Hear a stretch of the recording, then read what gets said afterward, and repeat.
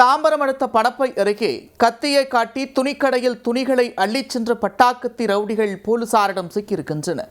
கத்தி முனையில் கொள்ளையில் ஈடுபடும் ரவுடி கும்பல் நாளுக்கு நாள் அதிகரித்து வரும் நிலையில் போலீசார் எடுக்கப் போகும் நடவடிக்கைதான் என்ன?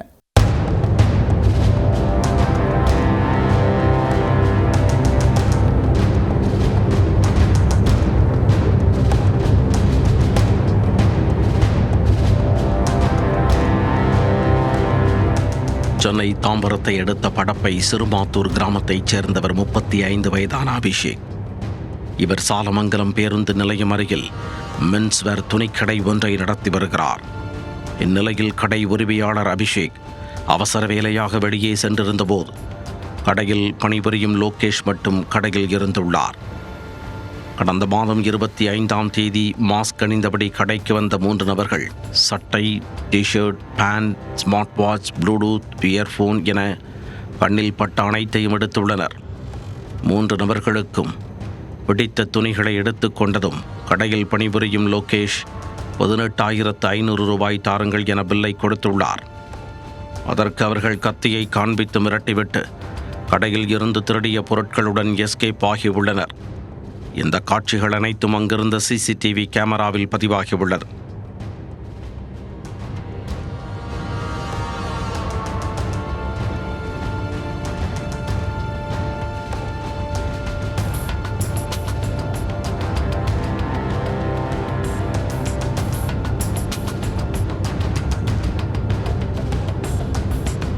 மிரட்சியில் இருந்து விலகாத லோகேஷ் உடனே கடை உரிமையாளருக்கு போன் செய்து கொள்ளை சம்பவத்தை கூறியுள்ளார். அவர் உடனே மணிமங்கலம் காவல் நிலையத்தின் குற்றப்பிரிவு போலீசாருடன் சென்று சிசிடிவி கேமராவில் பதிவான வீடியோ ஆதாரத்துடன் புகார் அளித்தார். 2 தனிப்படைகள் அமைத்த போலீசார் சிசிடிவி காட்சிகளை கொண்டு தேடுதல் வேட்டையை தொடங்கினர். கேளம்பாக்கம் செல்லும் பிரதான சாலையில் அமைந்துள்ள சிசிடிவி கேமராவில் வாகனத்தின் பதிவு எண் தெளிவாக தெரிந்தது. அந்த எண்ணை வைத்து விசாரணை மேற்கொண்டதில் கார் வேலூரைச் சேர்ந்த ரஞ்சித் என்பவருக்கு சொந்தமானது என தெரிய வந்தது. ரஞ்சித்தை பிடித்து விசாரித்த போது திருவண்ணாமலை மாவட்டத்தைச் சேர்ந்த ரவுடி விக்கி என்கின்ற விக்னேஷிடம் காரை கொடுத்ததாக தெரிவித்துள்ளார். தலைமறைவாக இருந்த விக்னேஷின் செல்போன் எண்ணை ட்ராக் செய்தபோது அரக்கோணத்தைச் சேர்ந்த அஜித் மற்றும் கார்த்திக் ஆகியோருடன் தொடர்ந்து பேசி வந்தது தெரிய வந்தது.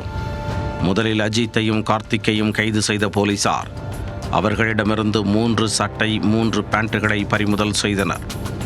இந்நிலையில் கடையின் உரிமையாளரான ஆகாஷிற்கு சிறைக்கு சென்றவர்களின் நண்பர் என கூறி செல்போனில் பேசிய நபர் கொலை மிரட்டல் விடுத்துள்ளார். சிறைக்கு சென்றவர்கள் வெளியே வந்தவுடன் அவர்கள் உன்னை கொன்று விடுவார்கள் என்றும் எச்சரிக்கை விடுத்துள்ளார். இந்த மிரட்டல் ஆடியோ தற்போது வெளியாகி பரபரப்பை ஏற்படுத்தியுள்ளது.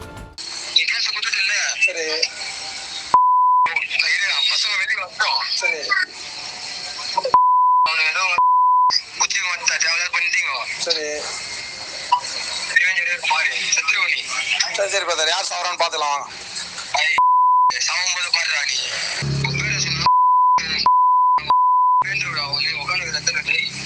போலீசார் இந்த ஆடியோ ஆதாரத்தை வைத்து ஆய்வு செய்தபோது போலீசாரால் ஏற்கனவே தேடப்பட்டு வந்த விக்கி என்பவர்தான் மிரட்டியிருக்கிறார் என்பது தெரிய வந்தது.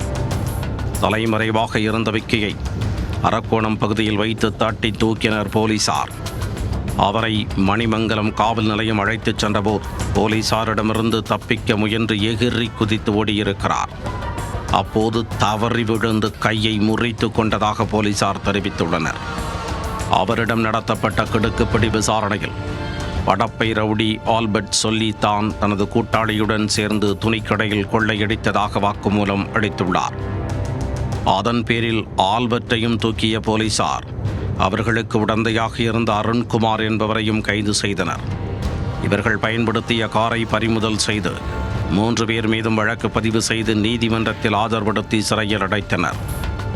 மணிமங்கலம், படப்பை மற்றும் அதன் சுற்றுவட்டார பகுதிகளில் தற்பொழுது காரில் வலம் வரும் ரவுடிகள் கத்தியை காட்டி மிரட்டி கொள்ளையடிப்பது புது ட்ரெண்டாக உருவெடுத்து வருகிறது.